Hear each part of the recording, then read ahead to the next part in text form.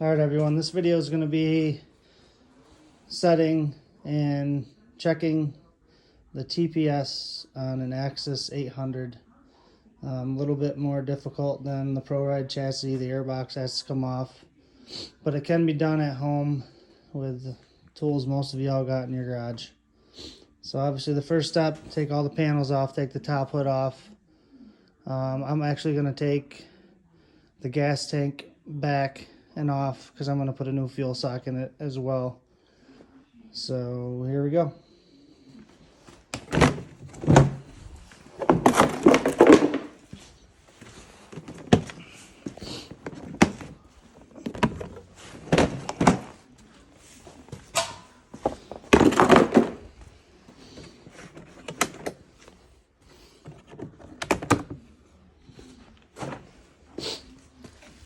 Plug for your hood is right here.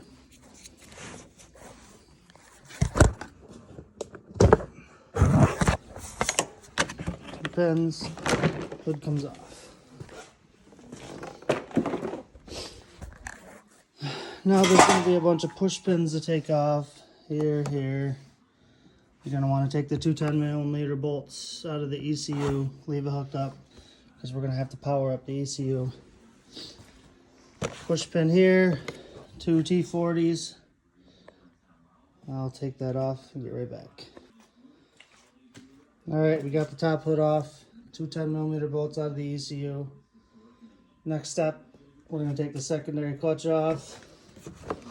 And there's two 10mm bolts on the rear of the clutch guard. Take them off.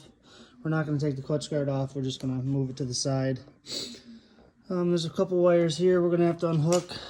Two connectors here for the coils, and there is a couple connectors down on the air box. They're actually zip ties with wires attached. You're going to have to unhook those. Yeah, let's get to it. So it's a 15mm wrench to get the secondary off.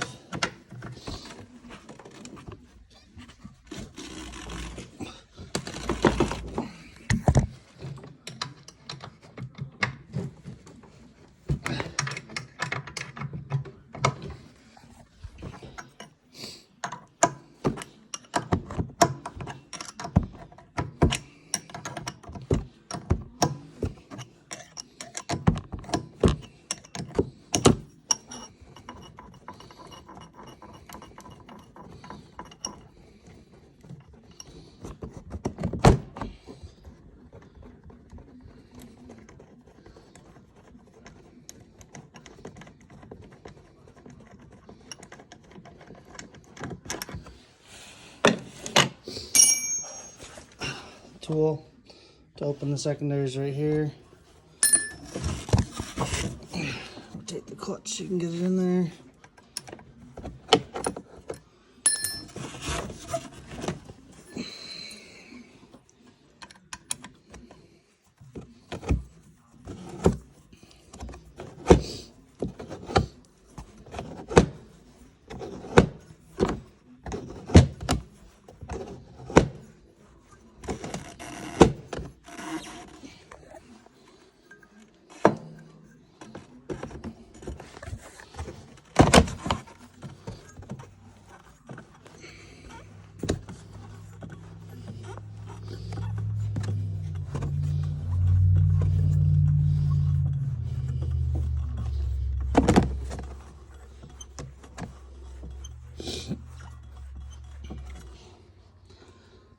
That just opens up the inner sheave, makes the belt loose. Just rip it off.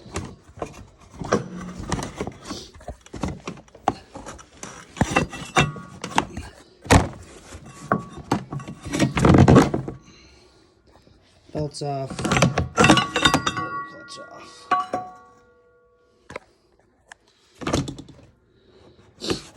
Pull these two nuts off the top of the clutch guard. 10mm.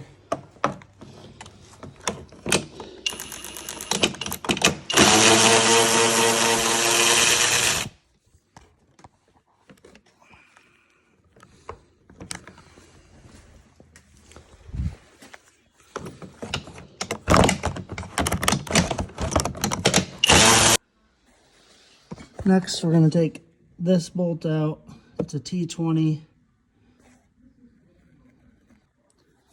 Unhook both spark plug wires. We're going to have to unhook them right here. There's a red, or a blue and a white wire.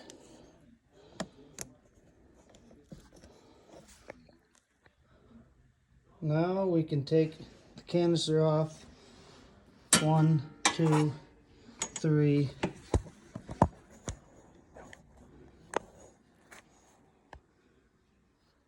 There's the 4th spring down there.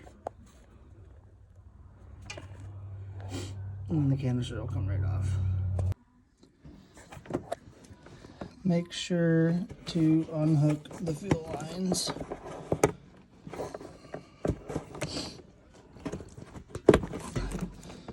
Pull them away. Got zip tie there, and then 2 clamps. And the air box will pull out. Also, the throttle cable. Alright, so a quick recap of all we've done so far to get the air box off so we can access the bolt to adjust the TPS. Hood, all side panels, top hood. So you got 2 T40s here, bunch of push pins, 15mm to take the secondary clutch off, 2 10mm bolts on the rear of the clutch guard. You got 2 zip ties holding electrical wires to the airbox, the blue and the white wire on top of the airbox for the coils. Unhook both spark plug wires, unhook the T-map sensor right there. 2 clamps and the fuel lines are hooked over there. That's what you got to do to get the airbox off. I'll go ahead and pull it off and then we'll get into actually adjusting the TPS. Alright, I've decided to go ahead and take the seat and the gas tank and move it back. Just makes it easier, and plus I'm putting a new fuel sock in here anyway. So we've got push pin here, a nut here. Just take this off. Move it to the side. 10mm right there. You've got 10mm under the seat on both sides, and then there's a couple more bolts underneath there, and you can slide the whole tank back. Alright, so in order to slide the tank back, we got 2 fittings here. The green and the blue. The green and the blue pieces just slide backwards, and that unlocks the fittings so you can just pop them right off. Then we got this connector right here. That's the fuel pump connector. We got a nut here and a broken bracket here that we're going to have to fix. Then we can slide the tank right back. It gives us easier access to get the airbox off and adjust everything. And I'm going to replace the fuel sock. Alright, so we finally got the airbox off, just so we can get to this little adjustment screw. Polaris makes this really fun. So what we're going to do, unhook the throttle cable. From here, there can't be any tension because the most important part is setting the baseline to TPS. So I'm going to go ahead, I'm going to unhook this, and then I will show you how to set the baseline of the TPS. Alright, throttle's unhooked. Verify there's free play here. Can't be any tension there. Alright, so we finally are almost there. We're going to take an 8mm wrench, just loosen the jam nut, and unscrew this all the way.